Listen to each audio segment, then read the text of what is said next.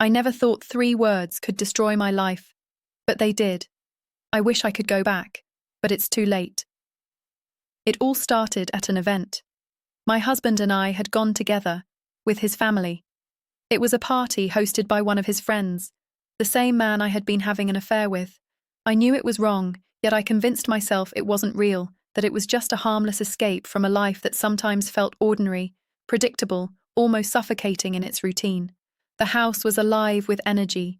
Music thumped through the walls, laughter echoed from room to room, glasses clinked, and the scent of wine and perfume hung in the air. People danced, whispered, and smiled at one another, completely unaware of the secret playing out in the midst of the celebration. I felt invisible among the crowd, yet there was a part of me that felt dangerously alive, like a spark waiting to ignite. My pulse raced, a mixture of fear, guilt, and excitement coiling tightly in my chest. And then I saw him. Across the room, our eyes met. Just a look, just a signal, electric in its intensity. A shiver ran down my spine as I felt his gaze linger on me, and I instinctively raised my hand, pretending to adjust my hair. He nodded, almost imperceptibly, and I understood. That silent acknowledgement sent warmth through me, a thrill that made my stomach twist and my heartbeat thunder in my ears. I turned back to my husband with a casual smile, hiding the storm inside me, and said, "Wine spilled on my dress. I need to go wash it." He didn't suspect a thing. How could he? He trusted me completely. I went upstairs. Moments later, he followed. My heart jumped at the sound of the soft steps behind me, the quiet tension between us more intoxicating than the wine in the room below. It wasn't the first time, and I knew it wouldn't be the last. Every meeting carried that same rush of adrenaline, the dangerous thrill of secrecy, the forbidden touch of intimacy that wasn't physical, yet left me feeling electrified. Every glance, every subtle brush of hands in a crowded room, every whispered word in a hallway felt like fire against my skin. I knew I was risking everything, our home, our marriage, the life I had promised to protect. But the temptation, the excitement, the feeling of being desired in a way my husband didn't see was intoxicating. We met again at another event, pretending to be strangers in public, hiding behind polite smiles and small talk while our eyes and gestures betrayed us.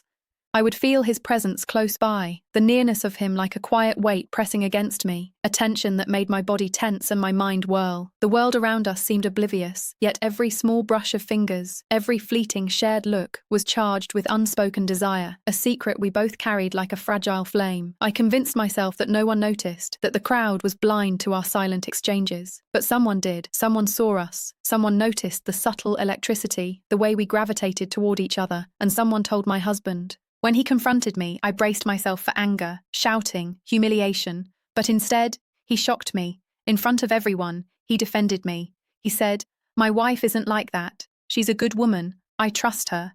He protected my name. He protected my dignity. He protected me, while I was betraying him. I remember standing there, chest tightening, legs weak, my mind racing. How could I betray someone so kind, so loyal, so loving? Someone who had always believed in me, even when I hadn't believed in myself.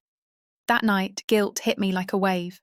I promised myself I would end everything, that I'd never meet him again, that I would fix my marriage before it was too late, that I'd be a better person, a better wife, someone deserving of the love I had been given. But humans are weak. Instead of walking away quietly, I made the worst decision of all.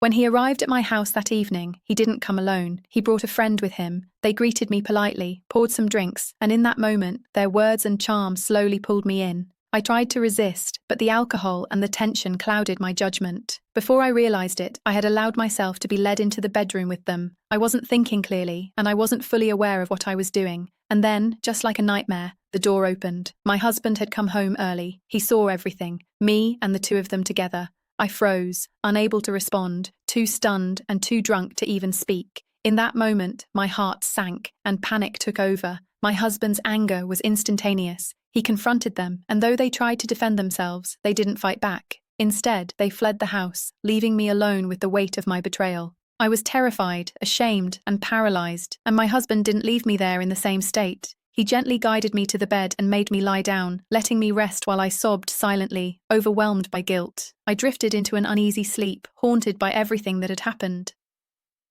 When I woke up the next morning, he was gone. The house was empty except for a single letter on the bed. My hands trembled as I picked it up, and I read the words that would stay with me forever. "You're a bitch. You cheated on me. I don't deserve you." That silence destroyed me more than any argument ever could. I cried, not because I had been caught, but because I finally saw myself clearly. I had betrayed a man who trusted me more than anyone ever had. I had betrayed a marriage I once promised to protect. I had betrayed my own values, my own sense of decency, and worst of all, it was too late. Regret doesn't fix mistakes. Realization doesn't rewind time. Love doesn't forgive everything, especially when trust is broken in ways that can't be repaired. I spent days, weeks, months replaying that moment, wondering if there was a way to undo it, wondering if I could ever forgive myself. Some mistakes leave permanent scars. Some lessons come at a cost too high to pay. This was mine, and those 3 words, they will echo in my heart forever. Looking back, I realize now that the choices I made weren't just mistakes. They were a betrayal of everything I once held sacred. I wish I had listened to that small, quiet voice inside me that warned me not to take the path I chose. Temptation may feel thrilling for a moment, but the consequences last a lifetime. Trust, once broken, is nearly impossible to rebuild, and no excuse, no promise, no tearful apology can fully erase the pain caused. I wish I could go back and change things, but life doesn't give us that luxury. If there's one lesson I could share with anyone watching this, it's this. Value the people who love you, honor the trust you've been given, and never let fleeting desire destroy something permanent. Some mistakes aren't just mistakes. They're life-altering decisions that leave scars too deep to heal. Regret is a weight you carry every day, a constant reminder that choices matter, and once trust is lost, it may never return. I live with mine now, every single day, remembering the man I betrayed, the marriage I ruined, and the love I threw away. Let my story be a warning. Some thrills aren't worth the price, and some lessons cost more than we can ever pay.